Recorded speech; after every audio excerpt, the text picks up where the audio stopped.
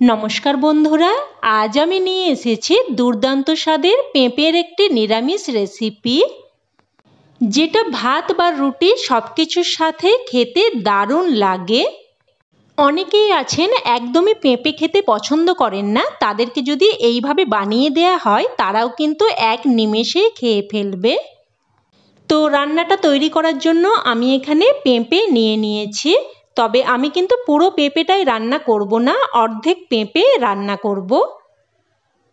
এবার পেঁপের খোসা ভালোভাবে ছাড়িয়ে নিয়ে দেখুন লম্বালম্বিভাবে 4 টুকরো করে কেটে নিয়েছি। আর এই যে বীজের দিকের অংশটাও কিন্তু খুব ভালোভাবে বাদ দিয়ে দিয়েছি। আর পেঁপেটা কেটে নিয়ে খুব ভালোভাবে ধুয়েও নিয়েছি। এবার এইরকম একটা ছোট্ট গ্রেটার বা কুড়ুনি নিয়েছি। আর এই রকম কুড়ুনি সকলের বাড়িতেই থাকে। তো এবার পেঁপেটাকে আমি গ্রেট করে নিচ্ছি। আপনারা হয়তো পেঁপে অনেক রকম ভাবেই রান্না করে খেয়েছেন, তবে এইভাবে একবার বানিয়ে দেখুন। ছোট থেকে বড় সকলেই খুবই পছন্দ করবে আর একদম চেটে পুটে খেয়ে নেবে। তো দেখুন সমস্ত পেঁপেটাকেই আমি গ্রেট করে নিয়েছি। এবার গ্যাস অন করে কড়াই বসিয়ে দিয়ে দিলাম 1 চামচ মতো সর্ষের তেল। তেলটাকে ভালোভাবে গরম করে নিয়ে এবার এর মধ্যে গ্রেট করে রাখা পেঁপে দিয়ে দিচ্ছি। সাথে দিয়ে দিলাম একদমই অল্প একটু লবণ। আর এই সময় কিন্তু খুব বেশি লবণ দেব না, অল্প একটু লবণ দিয়ে নাড়াচাড়া করে মিশিয়ে নিলাম। মিশিয়ে নিয়ে মিডিয়াম ফ্লেমে একটা ঢাকনা দিয়ে জাস্ট কিন্তু 2 থেকে 3 মিনিট মতো রান্না করে নেব। জাস্ট 2 থেকে 3 মিনিট মতো রান্না করে নিয়ে ঢাকনা তুলে নিচ্ছি। আর দেখুন পেঁপের জলটা কিন্তু একদম শুকিয়ে গেছে। তো একটু অনবরত নাড়াচাড়া করে হালকা ভাজা ভাজা মতো করে নিচ্ছি। দেখুন হালকা ভাজা মতো হয়ে গেছে। তো এবার পেঁপেটাকে আমি উঠিয়ে রাখছি।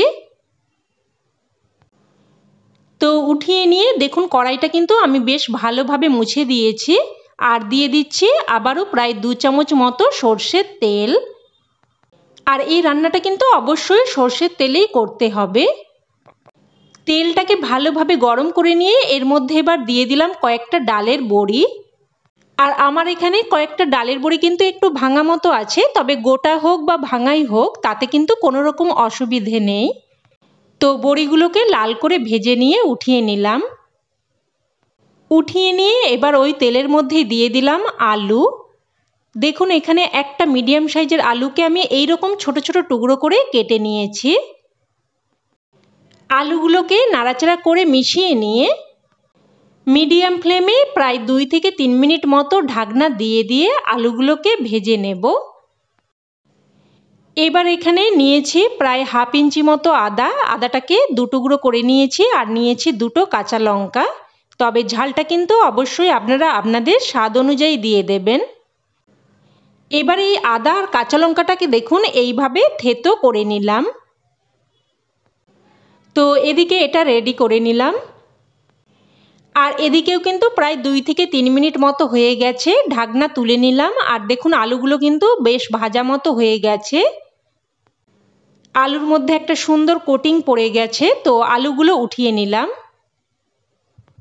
উঠিয়ে নিয়ে এবার ওই তেলের মধ্যে অল্প একটু প্রায় 1/3 চামচ মতো করে দিয়ে দিলাম 5 ফোড়ন আর কালো সর্ষে। ফোড়নটাকে কিছুক্ষণ নাড়াচাড়া করে ভেজে নিলাম। এবার থেতো করে রাখা আদা আর কাঁচা লঙ্কাটা দিয়ে দিলাম। আদা আর কাঁচা লঙ্কাটাকেও একটুক্ষণ নাড়াচাড়া করে ভেজে নেব। তো নাড়াচাড়া করে একটু ভেজে নিয়ে এবার এর মধ্যে দিয়ে দিলাম একটা মিডিয়াম সাইজের কুচানো টমেটো। আর টমেটোটাকেও দেখুন একটু নাড়াচাড়া করে ভেজে নিয়েছি। এবার এর মধ্যে দিয়ে দিচ্ছি ভেজে রাখা আলু, ভেজে রাখা পেঁপে, দিয়ে দিচ্ছি একদমই অল্প একটু প্রায় 1/3 চামচ মতো করে জিরের গুঁড়ো, ধনের গুঁড়ো, 1/2 চামচ দিয়ে দিলাম হলুদ গুঁড়ো, আর দিয়ে দিলাম অল্প একটু কাশ্মীরি লঙ্কার গুঁড়ো, আর দিয়ে দিচ্ছি পরিমাণ মতো লবণ। আর লবণ আর ঝালটা অবশ্যই আপনারা আপনাদের স্বাদ অনুযায়ী দিয়ে দেবেন। তো সব কিছু নাড়াচাড়া করে ভালোভাবে মিশিয়ে নিলাম। আর যাতে মশলাটা পুড়ে না যায় তার জন্য দিয়ে দিচ্ছি অল্প একটু জল। সব কিছু ভালোভাবে মিশিয়ে নিয়ে এবার একটা ঢাকনা দিয়ে মিডিয়াম ফ্লেমে আবারও প্রায় 2 থেকে 3 মিনিট মতো রান্না করে নেব। আর এই সময় আমি একটা মশলা তৈরি করে নেব। তো অন্যদিকের গ্যাস ওভেনে একটা পাত্র বসিয়ে দিয়ে দিলাম 1 চামচ মতো কালো সর্ষে আর হাফ চামচ মতো পোস্ত। এবার গ্যাস অন করে দিয়ে অনবরত নাড়াচাড়া করে এগুলোকে হালকা ভেজে নেব। একটুক্ষণ নাড়াচাড়া করলেই দেখবেন এইগুলো এরকম চিটপিট করে ফুটতে শুরু করবে। আর তখনই কিন্তু সাথে সাথেই নামিয়ে নিতে হবে, না হলে কিন্তু মশলাটা পুড়ে তেঁতো হয়ে যেতে পারে। তো মশলাটা নামিয়ে নিয়ে দেখুন হালকা আমি এইরকম দানা মতো রেখে গুঁড়ো করে নিয়েছি। এবার এদিকে প্রায় 3 থেকে 4 মিনিট পর ঢাকনা তুলে নিলাম। আর দেখুন মশলাটা কিন্তু পেঁপে আর আলুর সাথে বেশ ভালোভাবে কষানো হয়ে গেছে। আর দেখুন আলুটা কিন্তু প্রায় 80% মতো সেদ্ধ হয়েই গেছে।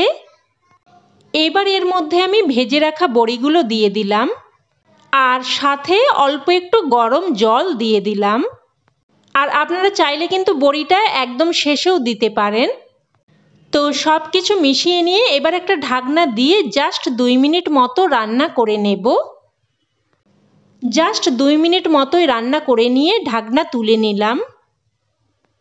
আর এখন কিন্তু পেঁপে আলু সব কিছুই পুরোপুরি সেদ্ধ হয়ে গেছে।